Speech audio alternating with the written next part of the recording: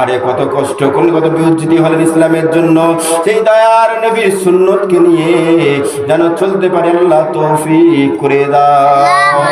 আমার মা বোনেরা, আল্লাহ যেন পর্দাশীলতা হয়, পর্দা করা ফরজ। যে মেয়ে বেপর্দার সঙ্গে ঘুরবে, দায়ুসের খাতায় যদি নাম এসে যায়, কিয়ামতের ময়দানে নাজাত পাওয়াটা খুব কঠিন হবে, জাহান্নাম তার জন্য সহজ হয়ে যাবে। আল্লাহ আমার বোনেদেরকে আল্লাহ পর্দা পুশিদা হওয়ার তৌফিক দান করো। আল্লাহ পাক সমস্ত কিছু গল্প সমস্ত কিছু ছেড়ে দিয়ে বেশি বেশি করে ইবাদতের দিকে আল্লাহ তুমি তৌফিক দাও। স্বামীর ইবাদত শহরে ইত্তিবা, এমনকি আল্লাহ আর নবীর সুন্নতকে নিয়ে যেন চলতে পারে, ফাতিমার মতো যেন সংসার গঠন করতে পারে।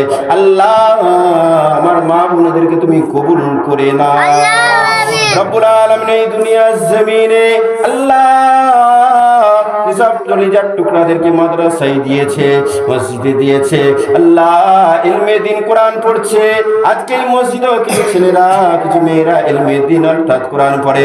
আল্লাহ এই তালেবেল ছেলেদেরকে আল্লাহ তুমি হাফেজ আলেম বানাও। আল্লাহ দিনের খাতিরে আল্লাহ তুমি কবুল করে নাও।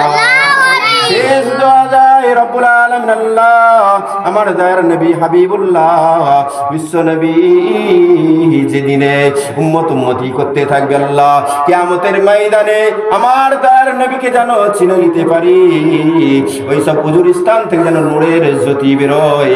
আল্লাহ ইমানদারদের খাতায় যেন নামটা হয়ে যায়, মুনাফিকদের নাম থেকে যেন আমাদের খাতা থেকে বেরিয়ে যায়।